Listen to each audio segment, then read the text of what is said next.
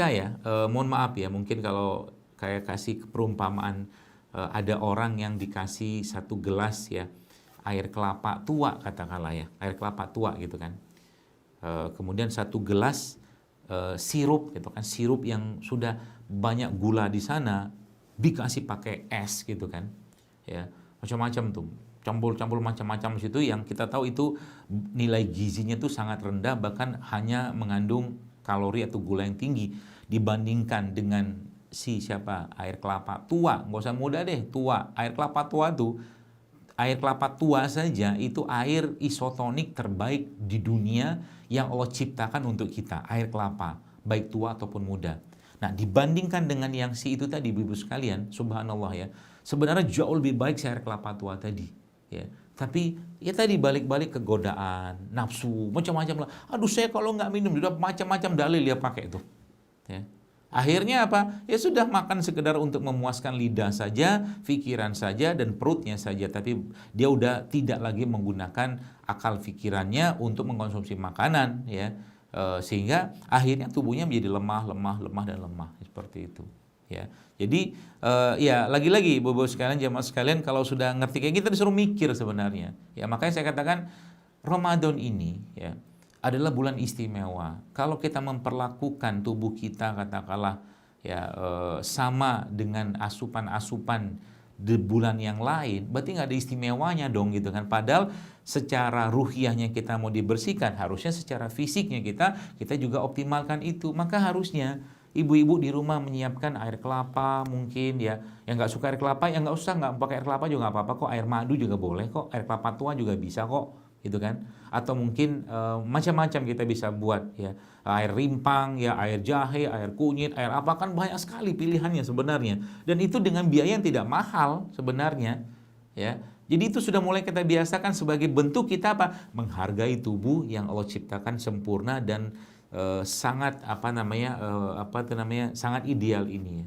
Jadi kita dalam rangka bersyukur, dalam rangka kita menjaga tubuh kita ini supaya nanti ya. Jadi kalau saya ditanya hidup sehat itu fungsinya apa? Gunanya apa? Supaya pertama adalah bentuk rasa syukur kita pada Allah Subhanahu wa taala. Dan ini momen itu di Ramadan sebenarnya ya.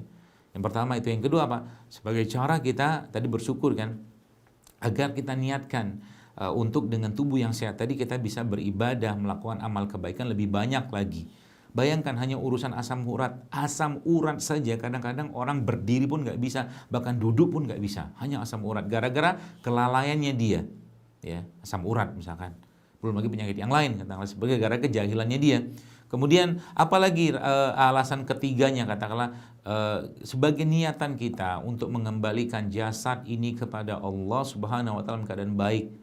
Bagi kita, mohon maaf gitu kan, yang gara-gara terlalu memanjakan hawa nafsu dalam urusan makanan sehingga sekarang banyak sekali penyakit dalam tubuhnya, maka saya katakan ayo kita perbaiki itu ya. Kita mau balikin, kan jasad kita ini kan titipan ya. Ruh kita yang terperlangkap dalam jasad kita juga ya, ruh juga titipan, bukan kita yang punya semua gitu loh. Artinya apa? Kita mau mengembalikan ini kepada pemiliknya dalam keadaan yang baik, dan Allah pasti akan senang. Seperti halnya kalau kita meminjam sesuatu dari saudara kita, teman kita, misalkan pinjam mungkin motor, mobil atau apalah gitu kan, dikembalikan, atau pinjam rumah misalkan sementara, dikembalikan lagi pada orang tersebut dalam kondisi yang baik, kan yang punya rumah senang gitu loh. Wah, kau nih Masya Allah, kamu hebat sekali yang menjaga rumah ini gitu kan, seperti itulah. Jadi Masya Allah Bapak Ibu sekalian, jadi kalau kita lihat dalam bahasanya Allah dalam Al-Quran tentang Ramadan ini kan, Allah di situ berfirman wa antasumu khairul lakum in kuntum ta'lamun. Dan puasa itu lebih baik bagimu jika engkau mengetahuinya. Ya, dan perangkat-perangkat untuk menjaga kesehatan dalam Islam ini tadi saya jelaskan di awal tadi, itu sangat banyak. Ada puasa Ramadan 30 hari loh, subhanallah. Artinya selama 30 hari itu proses tubuh kita itu berada pada kondisi detox. Kenapa detox? Ya boleh dibilang kan kita makan nggak bisa banyak karena waktu jeda makan kita itu sedikit. Kemudian ada lagi puasa Syawal, ada lagi puasa Senin Kamis, ada puasa lagi Ayyamul Bid. Dan semua itu caranya Allah untuk menjaga hati iman kita atau jiwa kita, dan juga untuk menjaga raganya kita. Jadi subhanallah ya. Jadi kalau semakin kita melihat syariat ini ya, semakin indah ya. ini urusan kesehatannya sih indahnya kayak begini gitu kan. Bagaimana Allah memerintahkan atau mungkin memberikan pedomannya kepada kita semua yang tentu dicontohkan oleh Rasulullah SAW, sehingga beliau menjadi sosok manusia yang paripurna, manusia yang sehat ya, manusia yang hidupnya itu ya dia tidak banyak keluhan-keluhan penyakit ya. Bahkan kita tahu Nabi SAW itu kan wafatnya pun disebabkan racun yang masih tersisa dari daging kambing ya, yang diracuni oleh seorang wanita Yahudi laknatullah alaih, seperti itu. Ya, jadi mudah-mudahan ini bisa menjadi pedoman ya, termasuk juga salah satu tools kita untuk menjaga kesehatan itu apa namanya adalah salah satu hadis Nabi yang Nabi menyebutkan dalam sebuah hadis, inna afdhala ma tadawaitum bihi al-hijama, atau apa namanya sebaik-baik pengobatan yang kalian lakukan adalah hijama atau berbekam. Maka tiap bulan Nabi memberikan contoh ya, atau mungkin berhadis juga berbekam ya setiap bulan pada tanggal 17, 19, 21 itu bisa menghilangkan penyakit kata Nabi SAW. Kemudian hadis yang lain menyebutkan asyifa'u fi salasatin ya syarbatil asal wa syartahtil mihjam. Kesembuhan itu ada 3. Pertama, minum madu. Jadi minum madu, semua produk lebah itu harus ada atau mungkin menjadi stok penyehat atau kesehatan dalam rumah Anda. Produk lebah, herbal itu kalau bisa mulai disetok di rumah, berkenalan dengan mereka-mereka itu ya. Kemudian minum madu, yang kedua syarbatil asal ya wa syartahtil mihjam wa kaitinab. Yang kedua itu adalah sayatan atau alat bekam atau kita berbekam. Itu salah satu caranya kita untuk menjaga kesehatan.